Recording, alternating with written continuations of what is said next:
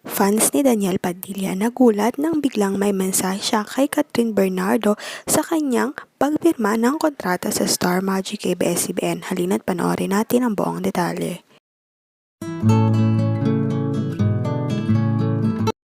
Di nga nakalimutan ni Daniel Padilla na magpasalamat sa lahat ng mga memories na ni Catherine Bernardo sa kanilang trabaho at relasyon sa loob ng 11 years. Ito ay sinabi niya sa pagpirma niya ng kontrata sa Star Magic ABS-CBN. Halina't panoorin natin ang buong video. Yung dasal no, naririnig ko literal hanggang dito sa Maynila. Siyempre, hindi ko pwedeng kalimutan si Catherine. Maraming salamat, Catherine, sa ating maraming taon na pinagsamahan. You know, hindi mawawala sa puso ko magaganda nating memories at ating mga adventures at journeys na pinagsamahan. Thank you very much. And I'll wrap it up.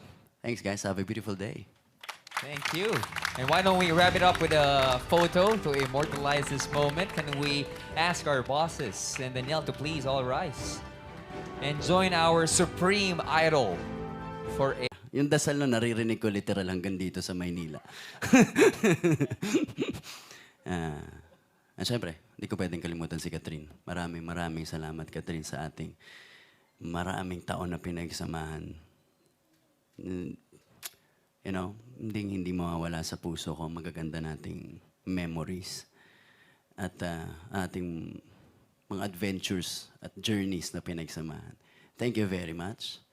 And I'll wrap it up. Thanks, guys. Have a beautiful day. Thank you. And why don't we wrap it up with a photo to immortalize this moment? Can we ask our bosses and Danielle to please all rise and join our supreme idol for a...